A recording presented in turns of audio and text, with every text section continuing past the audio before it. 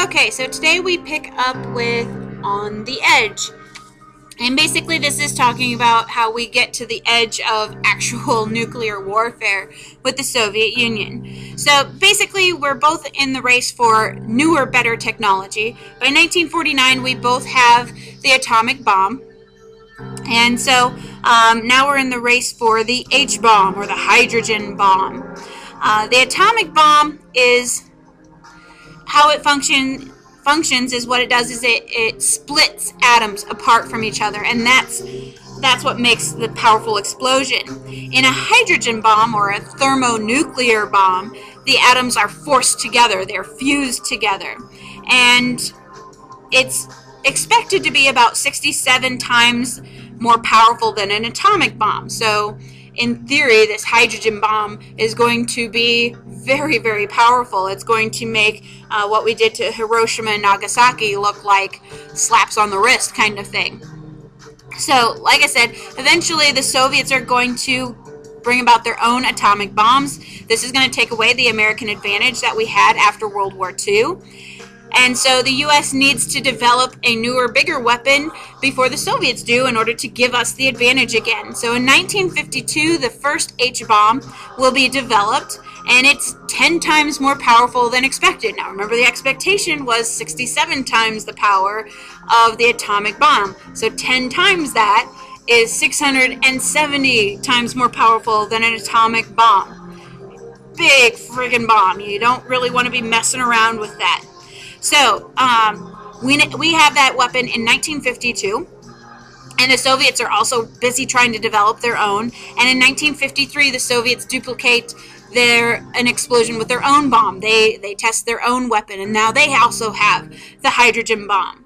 And so we are again even on the playing field, and it brings about this idea of brinksmanship, basically this willingness to go to the absolute edge of war and almost go there. It's like looking at the other side and seeing who's going to blink first. You're toe-to-toe on the line and seeing who's going to be willing to step over. Well, in 1952, Dwight D. Eisenhower will be elected president, and if you remember, he was a World War II hero. And he will have, as part of his cabinet, his Secretary of State, John Foster Dulles. And Dulles is a very anti-communist man, and so in his eyes, compromise with the Soviet Union is immoral. It's not something we should even think about engaging in. And so he is going to create this new foreign policy that is going to be based on threats of massive retaliation. It's called MAD, M-A-D. And what it stands for is mutually assured destruction. So if we break this down, mutually, if you have mutual friends, it's because you have friends with the other side, right? So mutually means that it goes both ways. Assured means it's gonna happen. So we have mutually assured destruction. That there's gonna be destruction, that's gonna happen, and it's gonna happen to both of us, kind of thing. So his new foreign policy is basically saying, if we really get to the point where we have to fight, we're throwing everything at you, and we understand that you're probably going to throw everything back at us, but we're okay with that, because guess what? You're going down with us. If we go down, you go down, kind of thing. So that's what our new foreign policy is going to be under Eisenhower. Now, this policy has a great dependency on nuclear weapons. We better have a ton of them in order to back this up, and it also, at this point, depends on planes, because that's how we deliver the bombs. We don't have like the technology to just send it over, so we have to have planes. So we're going to beef up our Air Force, and we're going to beef up our nuclear arsenal in order to make sure that we can do this. Well, the Soviet response to this, obviously, is they're going to do the very same thing. They're going to build up their Air Force. They're going to build up their nuclear arsenal. And so we get to that point, like, who's going to blink first? Who's going to be the one that steps over that line and is willing to take us to war? So neither one of us at this point are. Neither one of us want to be the ones that start this nuclear war. But the Cold War continues, where it's just kind of a verbal hating of each other, going back and forth. And that Cold War is going to begin to spread throughout the world.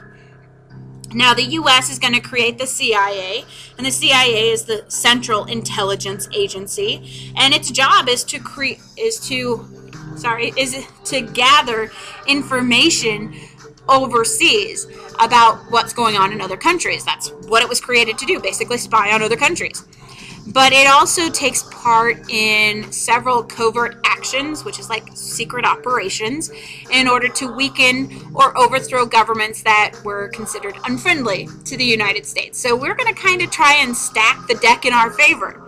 So we're going to go into these countries that don't have leaders that really like us and maybe are getting a little too friendly with the Soviet Union, and basically replace them with people that like us. So like I said, we're stacking the deck in our favor. Now, the Soviets were kind of doing this too, to some extent, but we have more resources, more capability at this time. So what we're going to focus on is the Middle East and Latin America. In 1951, Iran was kind of being an issue for us. Its oil industry is going to be put under government control, so it kind of sounds like communist tendencies. Makes us a bit nervous because we like getting our oil from the Middle East. That's where we get it from. And so the Western nations, the US, Great Britain, France, Western European nations, are going to stop buying Iran's oil until they change it to back to being under private control. And when the Western nations stop buying Iran's oil, their economy plummets. It takes a nosedive. And so the U.S., as a result, is going to fear that the Iranian prime minister is going to turn to the Soviets for help. Well, we don't want that to happen. We would rather, negotiate, quotation marks, negotiate out a deal with them. And so in 1953, the CIA is going to go into Iran, and they are going to persuade the Shah, which is kind of like their king, so the monarch, the Shah of Iran, to replace the prime minister with somebody who was a little bit more U.S. friendly. And so he does, and persuade, like, say if you don't do it, you're not going to like the consequences sort of thing. So it's kind of a very strong persuasion. 1954, kind of something similar happens in Guatemala, so Latin America. The government in Guatemala is going to give American-owned land to the peasants of its country. Well, first off, you're giving away American-owned land. We don't like that. They didn't pay for it or anything. And then you're giving it to the peasants. Again, sounds very communist, kind of communist tendencies. And so the CIA is this time going to train an army that's going to invade Guatemala and take over the country.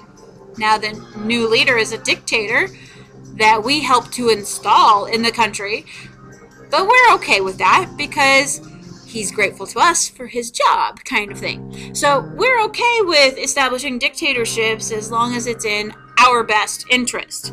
So for us, that worked out okay. Well, eventually there will be a Geneva summit, and the Geneva summit kind of has a little bit of a buildup. In 1953, Joseph Stalin dies, and because of that, we sort of see the Soviets as less of a threat because Stalin was such a personality. He was such a strong leader, strong totalitarian leader in the Soviet Union that when he dies, we kind of thought, well, maybe the situation's going to get better. Maybe communism will disappear and all that kind of stuff.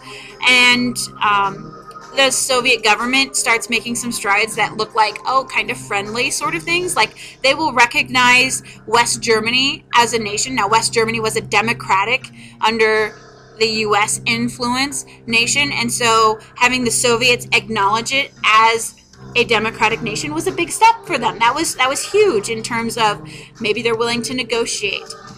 In 1955, West Germany is going to be allowed to rearm, so have a military, and to join NATO. But East Germany is not, and East Germany was under the Soviet control.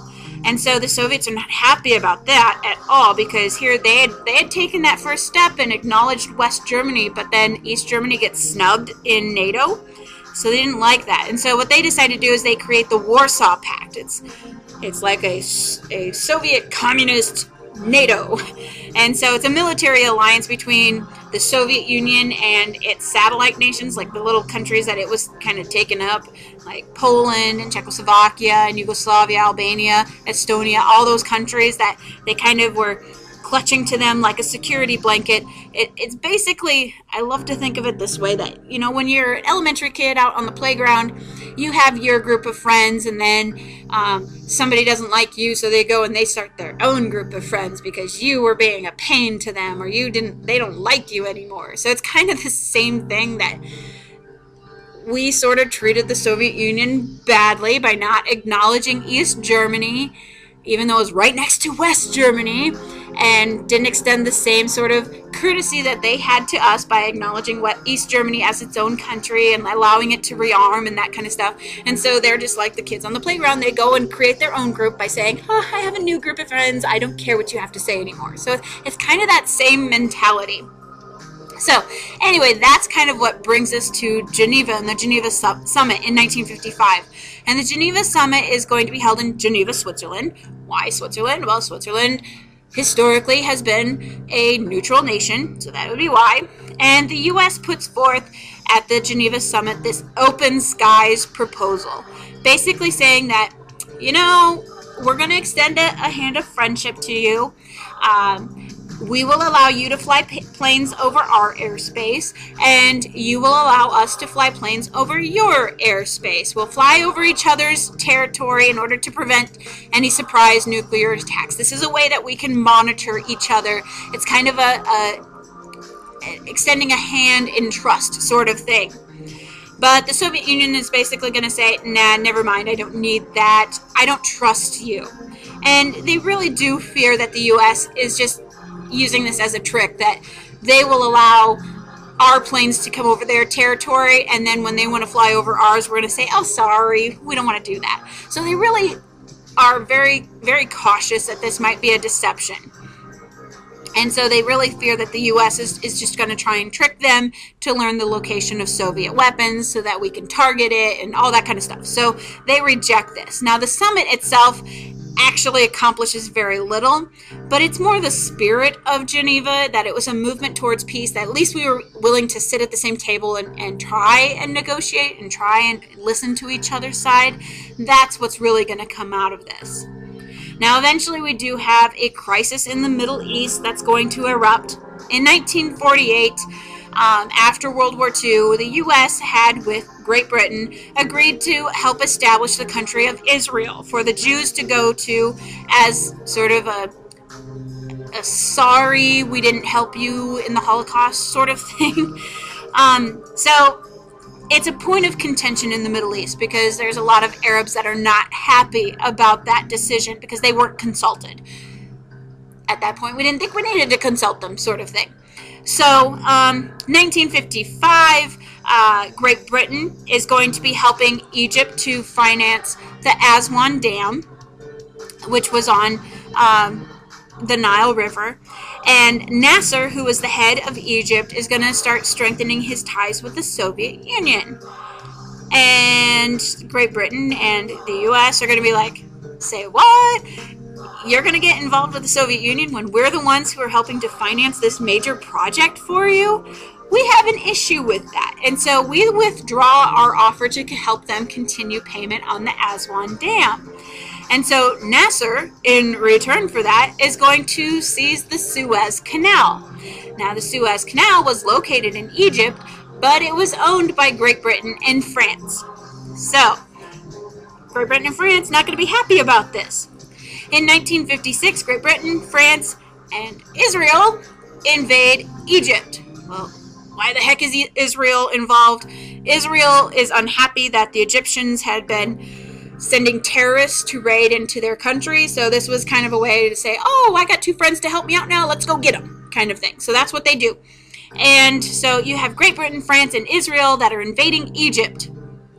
And now remember, Egypt had been making some friendly gestures toward the Soviet Union, so the Soviet Union's like, hey, I'll help you out. And so the Soviet Union's going to threaten to use nuclear missiles against the British and the French and Israel. And the U.S. is going to send in a warning that we will not tolerate such behavior. We aren't going to let that fly. And war is going to be avoided because the UN is going to impose a ceasefire among all the nations. But it gets a little touch and go there for a while. In 1956, Nikita Khrushchev will become the head of the Soviet Communist Party, and by default, the head of the Soviet Union. And so now we get a new leader, and we're not real sure about him on which way he's going to go.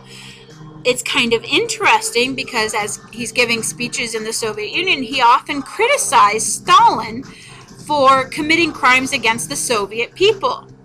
And so we thought, well, maybe this guy's a little bit different from Stalin. Maybe we can work with him. And he's going to be the guy who's in charge of the Soviet Union when this whole thing in Egypt goes down. And so he gains a lot of prestige because of that, because he supported Egypt. He stuck behind his word. And the Soviet prestige around the world is going to increase with those third world nations, because they're like, hey, here's a country that's going to help us out and are willing to stick by us. Haven't always seen that from countries like Great Britain or France or even the United States. A lot of times the Allies tend to talk big but not really deliver on their promises. But here's the Soviets really actually standing up behind someone that they were friendly with. In 1957, Eisenhower is going to pass his own doctrine. Now, remember, the Truman Doctrine said that we would attack we would help anyone who was fending off communists. The Eisenhower Doctrine is going to want the U.S. The U.S. is going to defend any Middle Eastern country against an attack by any communist country. Now, Congress is going to approve this, and it gives the president the authority to use American military forces if necessary in the Middle East. So, Truman Doctrine was worldwide. Eisenhower Doctrine tends to focus on the Middle East and the problems that are going on there.